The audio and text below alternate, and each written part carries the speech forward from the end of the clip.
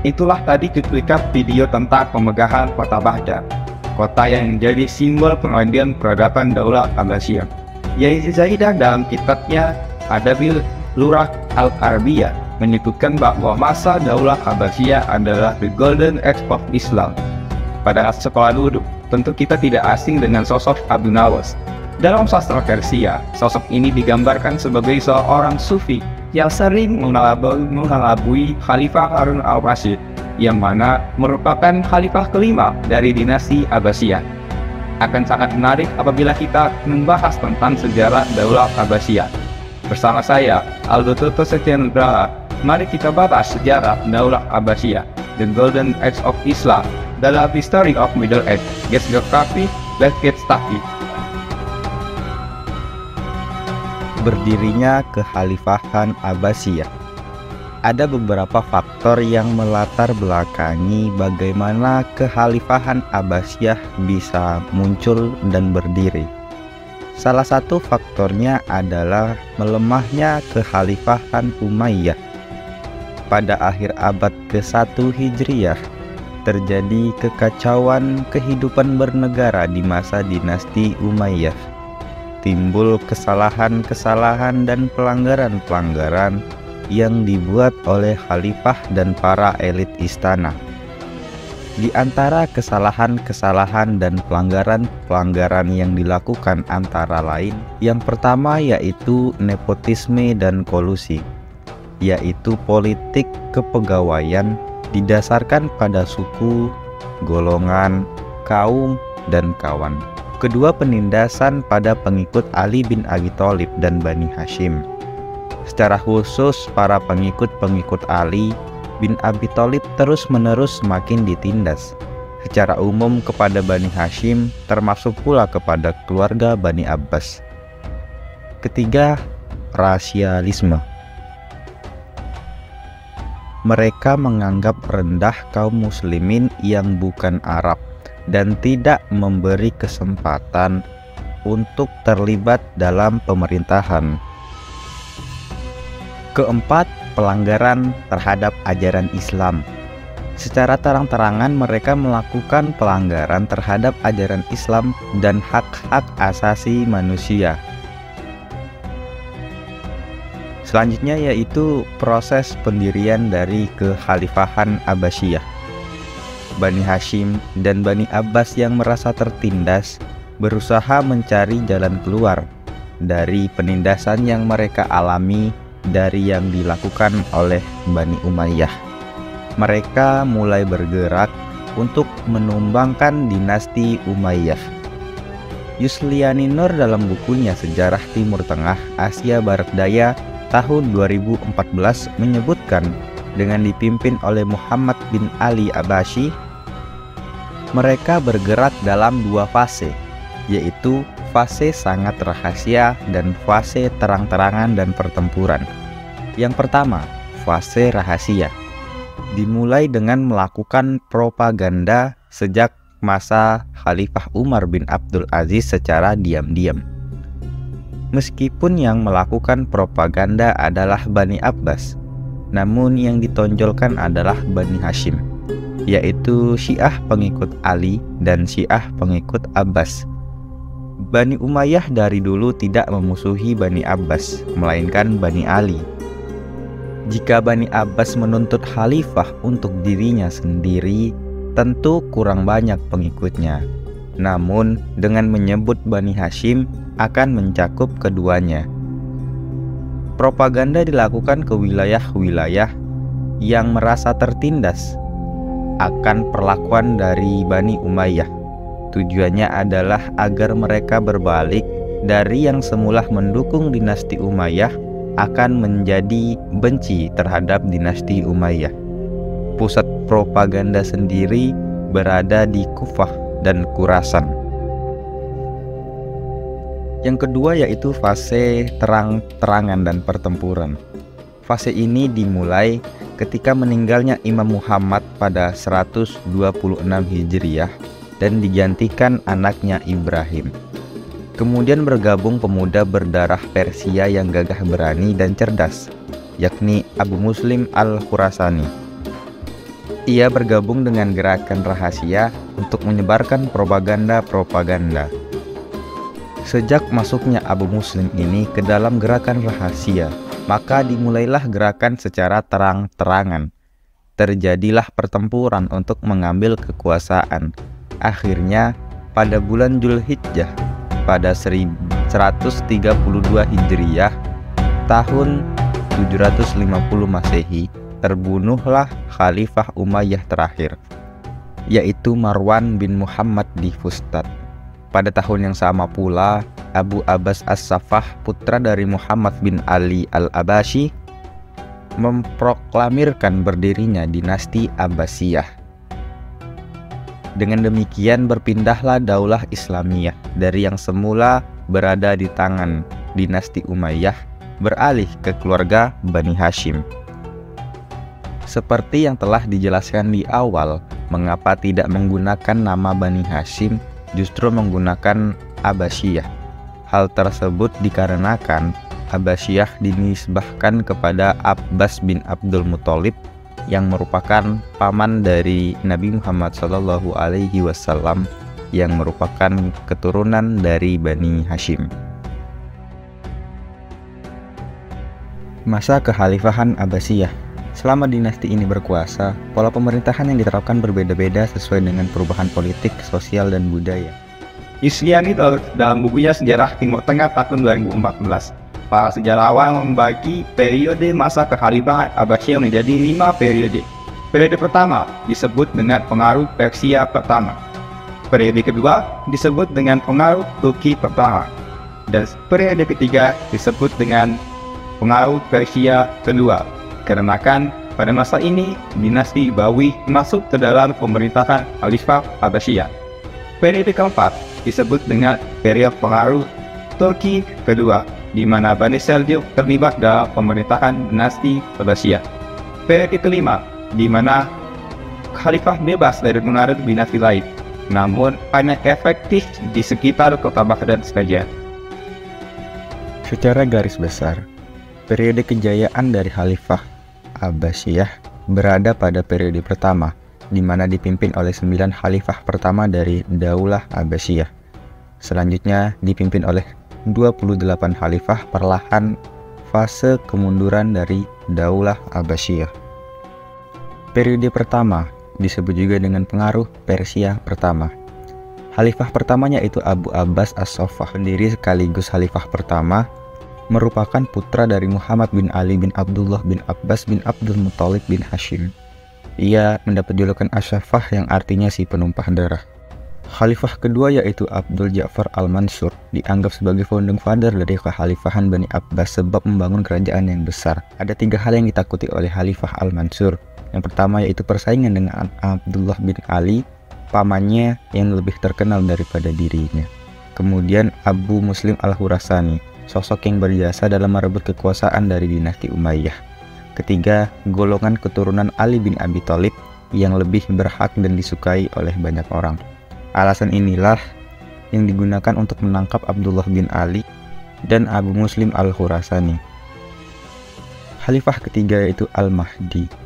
Ia menitahkan membuka pintu penjara dan melepaskan orang-orang hukuman politik kecuali pencuri, pembunuh, dan perampok.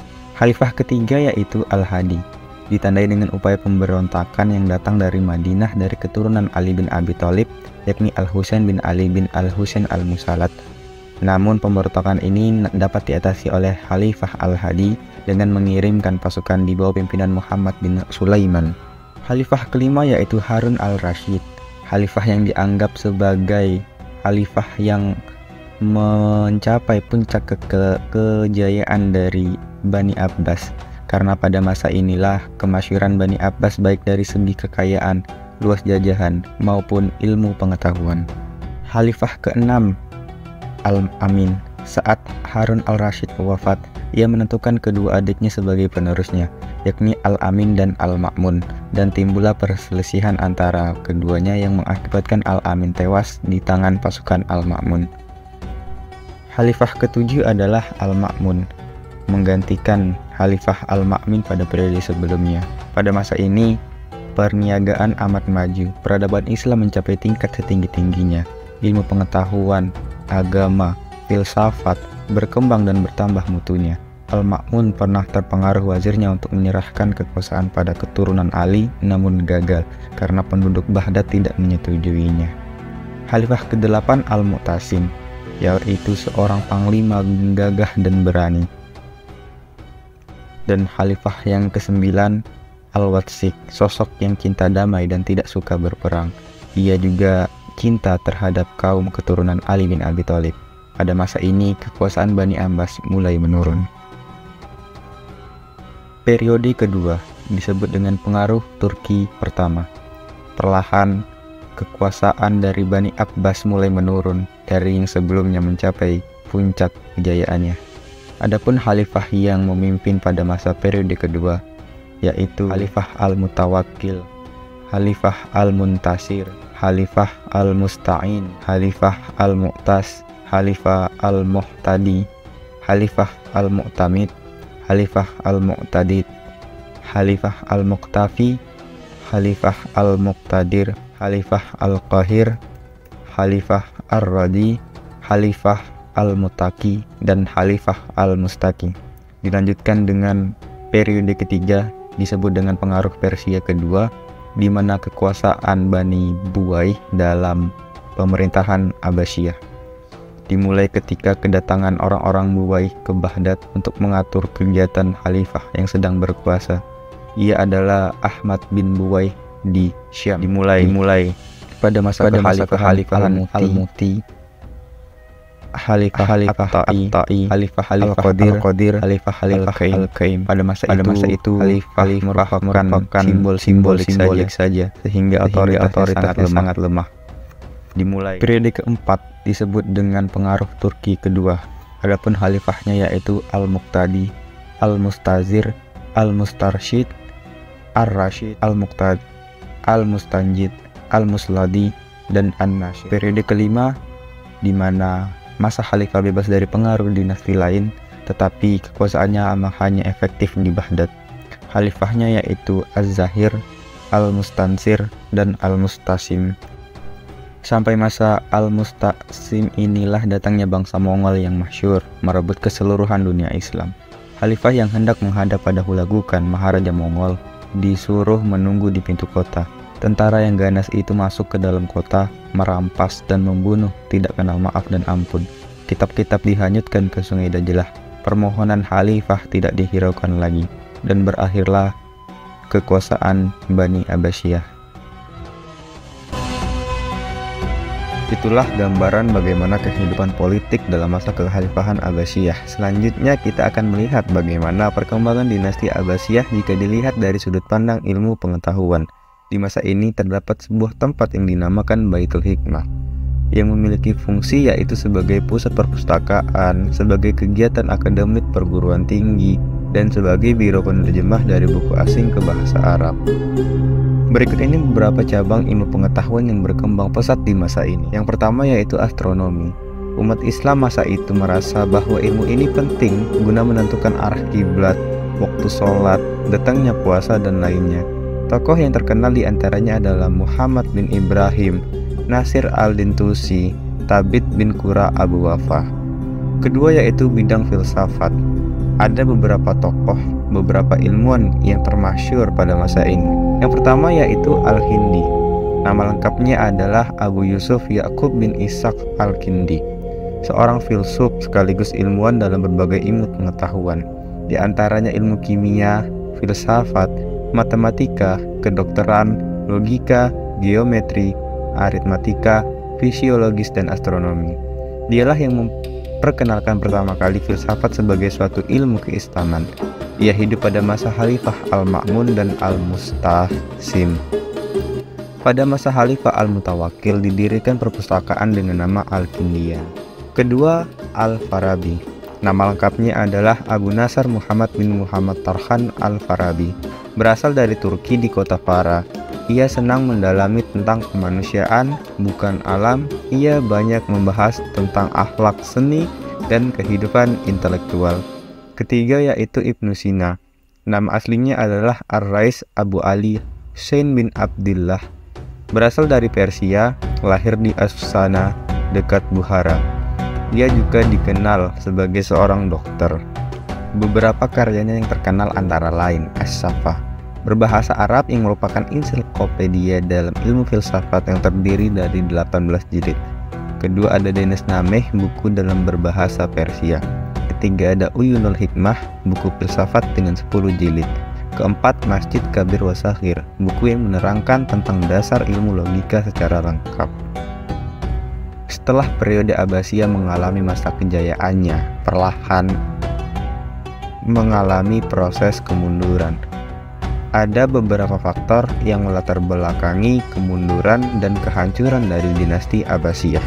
Yang pertama, pemberontakan dalam negeri. Timbul perebutan kekuasaan antara Al-Amin dan Al-Ma'mun sepeninggal Khalifah Ar-Rasyid yang mengangkat dua putra mahkota. Akhirnya timbul perang saudara yang dimenangkan Al-Ma'mun. Selain itu muncul golongan Syiah Persia mengambil bagian untuk merebut kekuasaan dari tangan Arab. Kedua, fanatisme. Fanatisme terhadap golongan atau suku menyebabkan perpecahan di antara kaum muslimin antara bangsa Persia, Turki, dan juga Arab. Kemudian fanatisme terhadap paham atau ajaran. Kebanyakan khalifah yang berkuasa menganut paham Syiah dan mewajibkan kepada seluruh wilayah Abbasiyah. Hal tersebut membuat aliran-aliran lain merasa tertekan dan memusuhi dan mengutuk khalifah. Ketiga, saling berebut pengaruh. Muncul beberapa golongan yang saling berebut pengaruh sehingga menyebabkan kedudukan khalifah hanya sebatas boneka yang dipermainkan oleh menteri dan panglima dari berbagai pihak, yaitu turunan Turki, turunan Persia, turunan Arab, dan turunan Zanji. Keempat, muncul Partai Alawi di medan politik. Mereka adalah kelompok Bani Hashim, kelompok Alawi yang tidak pernah lupa akan haknya sebagai khalifah sejak terbunuhnya Husain bin Ali di Karbala. Mereka mempersiapkan diri sejak dinasti Umayyah, membantu Abbasiyah. Barulah setelah Abbasiyah berdiri, mereka mencari kesempatan untuk memindahkan khalifah ke tangan turunan Alawi.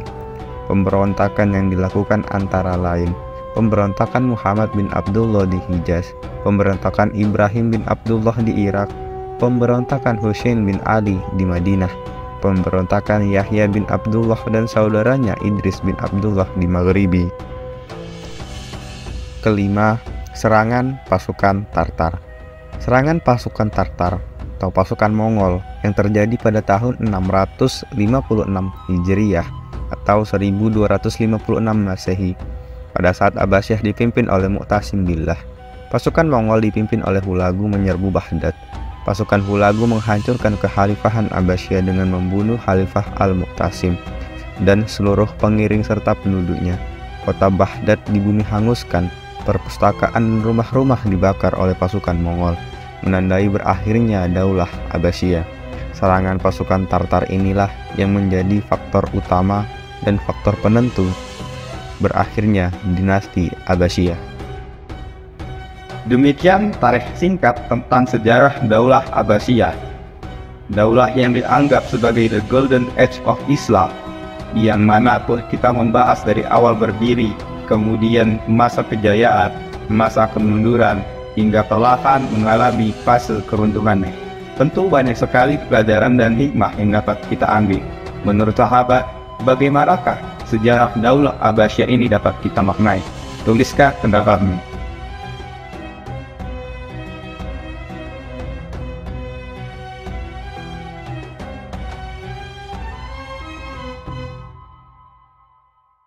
Created using Powtoon.